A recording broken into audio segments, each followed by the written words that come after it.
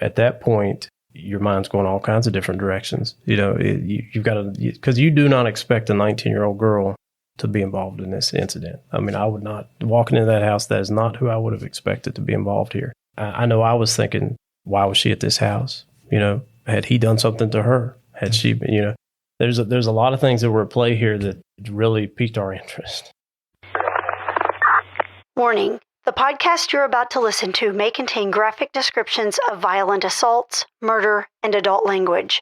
Listener discretion is advised.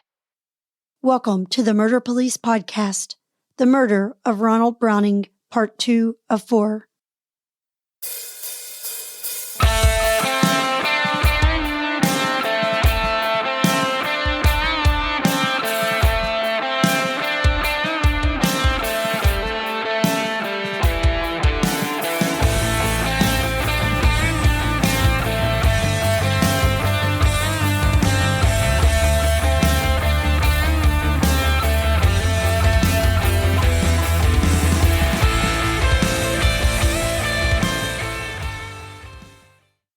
We did feel pretty quickly that she was not involved, but we also had some other family members that were brought to our attention. Actually, while we were on scene, prior to, I think, interviewing, a granddaughter showed up, and she was adamant that she wanted to get inside. She was concerned about getting money that she thought would be hers.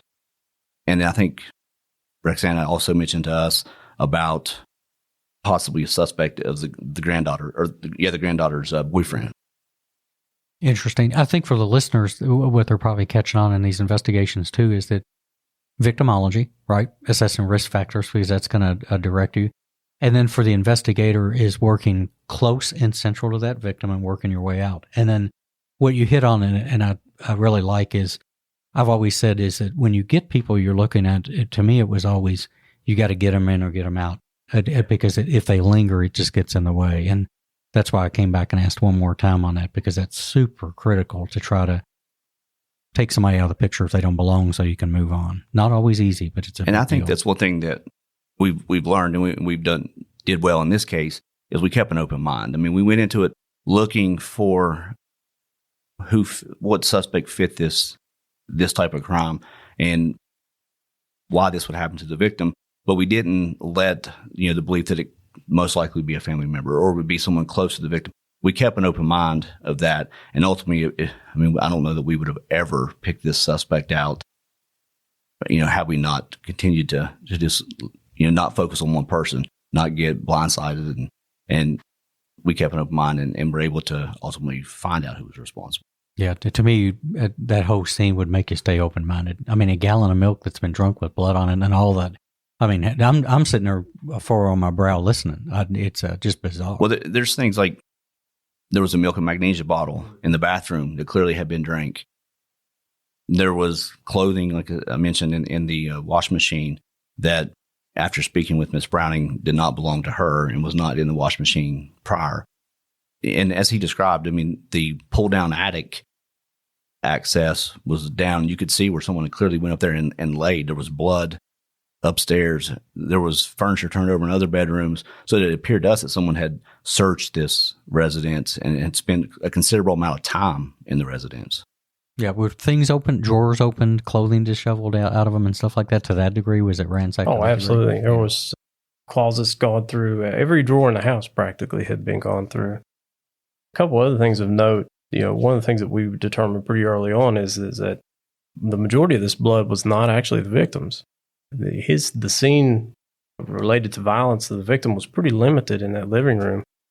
So we were pretty confident that our suspect was injured, and not only injured, but injured pretty severely. Arterial or something that was spurting. I mean, there was lots of blood and spatter throughout the house. Appeared to us from previous cases that we had that most likely it was some type of injury, and as the heart beats, just continues. And it was all over the house, the ceilings, the amount of blood is really hard to comprehend without seeing it. Unreal. So they start processing the scene. You've eliminated the wife. And then the granddaughter shows up and wants in the house and is really interested about material things in the wake of this, right? Is that something that gets your eyebrow to go up when you hear that? Oh, absolutely. And I actually spoke to her in front of the residents, and she was pretty set that she wanted to get in that house, particularly to a safe that was in the basement. She didn't really specify what items she was after, but it was that she wanted to secure these before it became arguable between she and this new wife. So it certainly piqued our interest, and I think had things not developed over the next hour or so, we would have been going down that road and been looking into that a lot more. Absolutely. Yeah, you said new wife. What's the relationship? Is that bleed into this, or how long was the new wife in the picture? They had not been together, I think, a year and a half in total at that point. They had met in church and married after that. He had known her for 14 years prior to that, but his wife had passed away, and he ended up marrying Roxana. Okay, good deal. Well, where do we go from here? Well, one of the things that we noticed ourselves, but also was reported to us from the crime scene response team, is there were some, aside from the milk jug and things like that, one particular item that really stood out was there were braided hair pieces, long, probably 18-inch braided hair pieces throughout this crime scene. Probably somewhere in the area of 4 to 5 different pieces. And some of those were so close to the victim that they were commingled with his blood. They were beneath his body. It was one of those kind of really piques your interest. You don't know what to make of that. So that was one of the things that we really wanted to try to figure out. And we spoke to Roxana about that. She, there again, had no idea how to explain that. And as you'll see, that obviously that becomes really important later on. But it was something that we were going to follow up on. Yeah, every time you all go a little further, it's something else bizarre in that house. I'm really flabbergasted by that. Yeah, those braids were something. I mean, like I said, there was 4 or 5. They were all, if I remember correctly, all in the living room. Mm-hmm. One was under the victim's body. It was clear to us from a little bit deeper examination of the victim that he had fought. And this was a violent attack, but he had fought back. We didn't know. We thought that the victim or the suspect was injured. We weren't sure how that happened. We would later learn. He mentioned the glass jar of the large change jar. A lot of people do. They have a big glass jar they just throw their change in. That had been used to attack him. And then I believe there was a candle warmer or tart warmer. Tart burner, yes. That, had severe damage to it. There was a TV turned over. It was clear there would have been a violent struggle in this living room.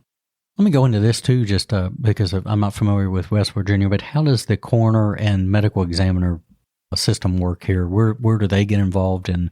Because obviously you'll have a postmortem examination, but how do they step in? We have a local coroner in the regional area that comes to the scene of any kind of homicide case or any equivocal death. That's typically someone that's appointed by the medical examiner's office. They received additional training, and they kind of get that first impression from the scene, and then they relay that information to our medical examiner's office, and all of our homicide victims are transported to Charleston for further examination. Interesting. So unlike in Kentucky coroners are elected, but they still get fantastic training. They actually get very good death investigation training. So, but here they're actually appointed by a sitting medical examiner, correct? Yes, yeah. Gotcha. They work from the medical examiner's office in Charleston, yeah. Now, as investigators, do you all actually, or do you send somebody from the PD to attend the autopsy? Yes. Yeah, we typically, the lead investigator is typically responsible for attending the autopsy when necessary. Did you attend to that one? I did, yes. Okay, good deal. And was that like how many days after? It was the following day, yeah. And that's where you started getting more information about putting together the fact that, for example, I guess it ruled out a gunshot, correct? Yeah, we learned a few things from that particular autopsy that really stood out to us. There again, as David stated, you could tell there had been extreme level of violence involved here. The bludgeoning had reached a level that it actually fractured his skull. There were pieces of the skull missing. The portions of his brains were exposed.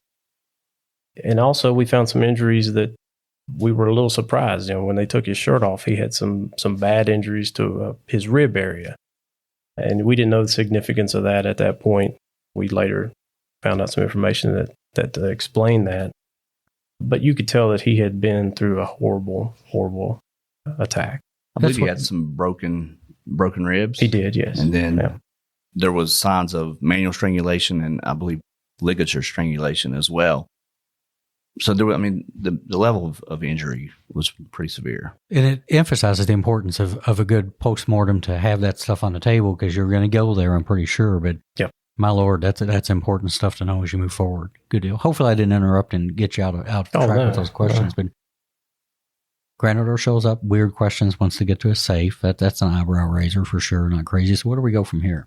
Well, there again, that certainly piqued our interest. And I think that, Dave would agree at that point, we would probably have gone down that trail. But, you come to a point in these cases, especially with one that's this equivocal, is kind of, you can't quite piece together what's going on here, where you kind of have a brainstorm session. And Dave and I went back to our office and began to talk about this, began to talk to other officers about this. And that led to some really interesting developments. One of the things that we determined is we discovered that a 19-year-old girl had been reported missing earlier in the day. Really wouldn't be significant in any other situation, but one of the things that we determined is the officer told us that when she went missing, she was in the process of having her hair braided. Obviously, that piques our interest immediately. So we look into that report. We find out that 19-year-old Camille Brown has been reported missing earlier in the day. Her mother reported that they had been in the process of braiding her hair, that the mother had left the room. Camille had suddenly got up, walked out the front door, left her phone, all her belongings at the house, and just never returned. And that was much earlier in the day. And the location of that was less than, it's the next street over from Odessa, so it was on Westwood Drive. And from where she went missing, you could almost see the victim's house. The measurement as the crow flies is less than it's probably a half mile, if that. Oh, yeah. A few hundred yards. Yards, man. It's pretty close. So that piqued our interest. And then the hair braiding aspect of it was pretty interesting too. Well, and let's say like that you didn't have those other things. What I'm thinking from doing these too is a 19-year-old that walks away from all of those things in and of itself. That investigation, as far as a missing person, would probably come a little closer to the front burner because of the fact that communication devices are left behind. Do you see where I'm going? Oh, absolutely. Yes. It wouldn't be your run-of-the-mill thing because, when you're looking at missing persons, and we've actually done some episodes on missing person investigations because some people don't understand why the police just don't go out and hunt everybody down, right? But I'm thinking in my mind right there that if I'd pulled that case, that one would have started just alone on that would have been kind of bizarre too of walking away from a phone because that's weird for people to do that. Cool. And she, I think the family, as most missing person families do, they waited a period of time before they called the police. So she had actually been missing, if I remember correctly, about 8 hours. And then it was probably around 4 something when the family actually reports it to the police. So they were in the process. They had just cleared that missing person initial call when we come back and we're brainstorming and talking about this. And luckily that officer was there completing that report and things started to fall into place. That's called serendipity. We can call it luck too, because I'll be the first and you all will agree is that it's not always because we're geniuses. It's because luck does. But the idea that those paths crossed for just a minute to be able to say, oh, by the way, with that kind of detail. Wow. Oh, absolutely. Yeah. And I don't know about Dave, but, at that point, your mind's going all kinds of different directions. You've got to, because you do not expect a 19-year-old girl to be involved in this incident. I would not, walking into that house, that is not who I would have expected to be involved here. I know I was thinking, why was she at this house? Had he done something to her? Had she been, there's a lot of things that were at play here that really piqued our interest. Yeah, we'll keep going. I don't want to interrupt too much, but one of the questions I had is the first logical thing is connection. Where are we on our victimology? But I don't want to jump ahead and take you off the train ride. So, well, as serendipitous as that was, there's actually another moment in this same interaction where we find out some more information. One of the other things that we determined is that some of the officers had heard our conversations, and they had heard certain parts of the conversation and heard that we were talking about braided hair and a 19-year-old female, and they reported to us that they had overheard the dispatch of a call in a neighboring jurisdiction, a very small jurisdiction nearby called Mabscott, that a young female with braided hair had forced her way into some homes there and had subsequently been arrested. And she was now at one of our local hospitals. So obviously at that point, that really sets things ablaze, and we really want to find out more information about that. And that's what really led us to discovering Camille Brown. Yeah. And again, that personal communication, the overhearing, the talking. I think people sometimes when they look at police departments think we have these, and sometimes we've got good things, but I think we have these big brainiac information systems where all that data is in there.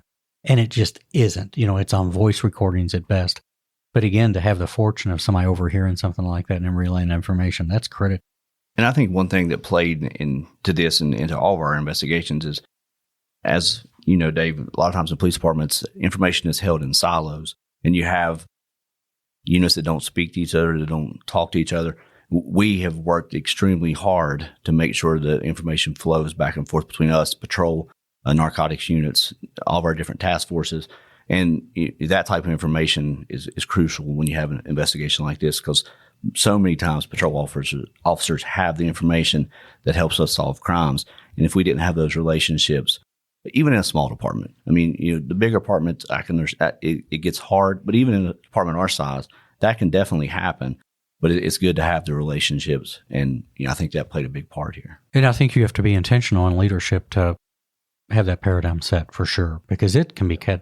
Well, let's look at 9/11 without going into too much detail, but one of the biggest criticisms over 9/11 is even at the federal agency level, there was little or no communication, there were silos, and then there was disconnect from local agencies too. And maybe we've gotten better about that, I don't know, but that's a hat tip to Beckley that you have that culture, because that's not everywhere.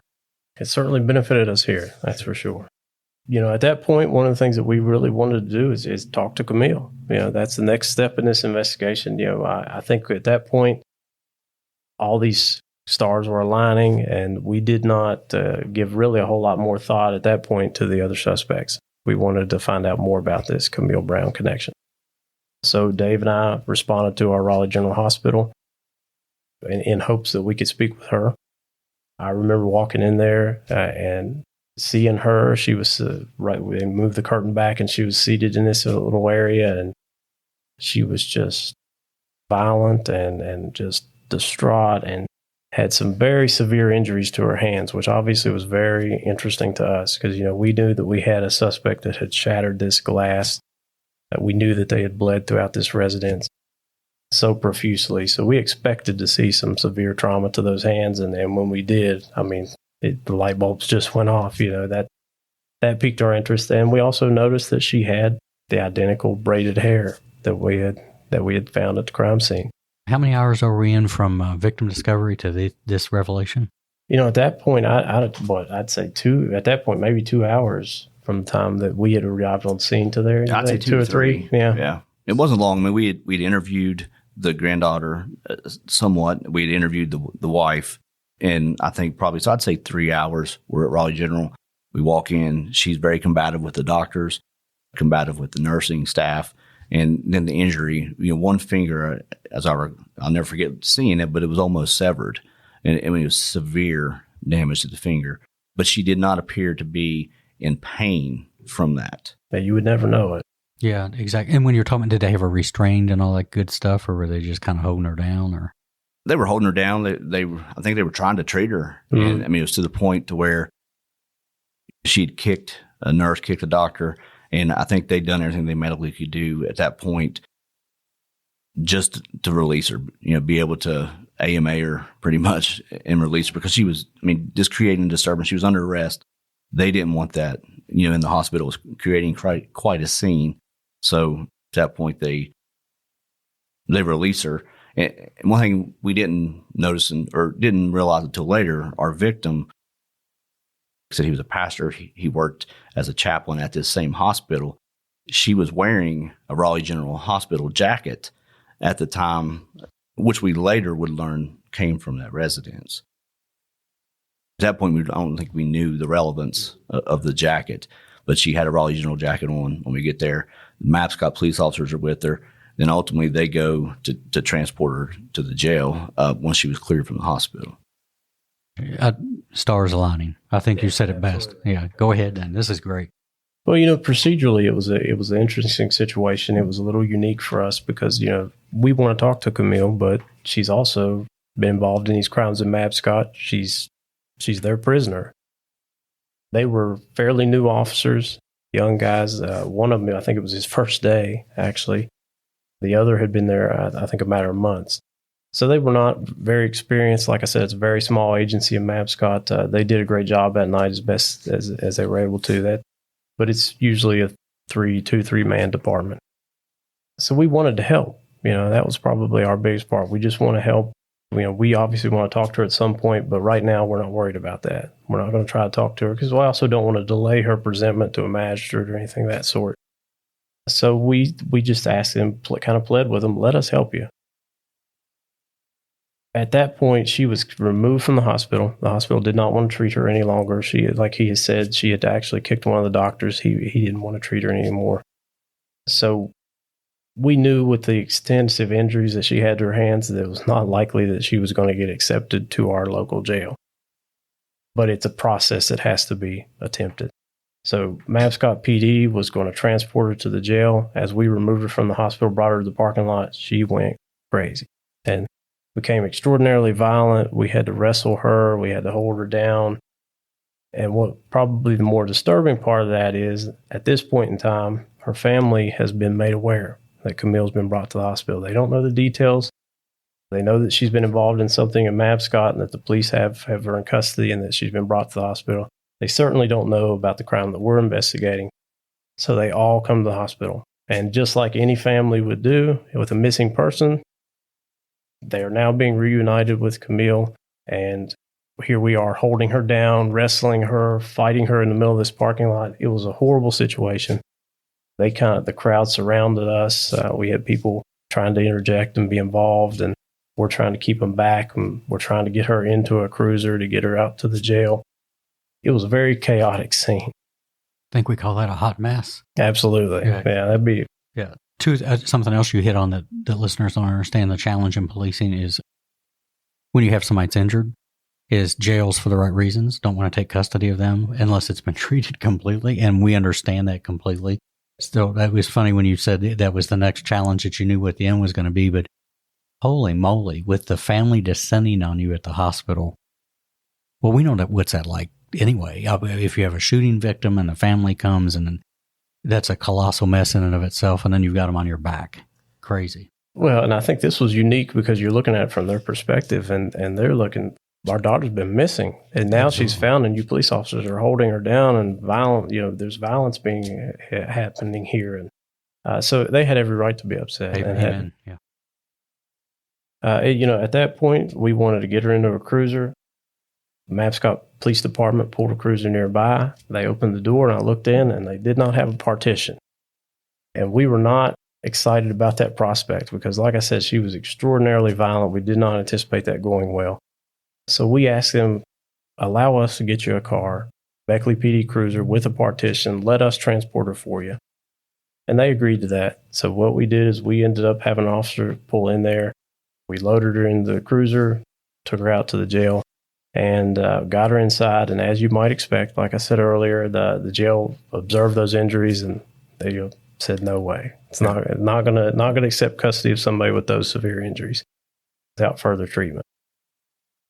So, I would say this is where it probably got one of the more chaotic parts of our evening. Me and Dave here we wanted to help them again. Now, at this point, our cruiser has already left. This partitioned cruiser is already gone. So Mabscott PD, we said, let us get them back out here. We'll get you a cruiser, and they didn't want that. They said, she's our prisoner. Let's get her to a different hospital for treatment. So we said, well, at the very minimum, let us follow you. We'll follow you out there. Let's just make sure everything's safe.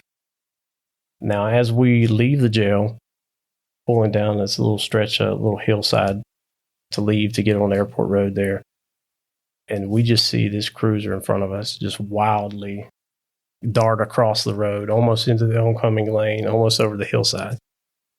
And we're thinking, what in the world has just happened? Hey, there's more to the story, so go download the next episode like the true crime fan that you are. The Murder Police podcast is hosted by Wendy and David Lyons and was created to honor the lives of crime victims so their names are never forgotten. It is produced, recorded, and edited by David Lyons. The Murder Police podcast can be found on your favorite Apple or Android podcast platform, as well as at murderpolicepodcast.com, where you will find show notes, transcripts, information about the presenters, and much, much more. We are also on Facebook, Instagram, and YouTube, which is closed captions for those that are hearing impaired. Just search for the Murder Police Podcast and you will find us. If you've enjoyed this podcast, please subscribe for more and give us 5 stars and a written review on Apple Podcast or wherever you download your podcast from. Make sure to subscribe to the Murder Police Podcast and set your player to automatically download new episodes so you get the new ones as soon as they drop. And please tell your friends. Lock it down, Judy.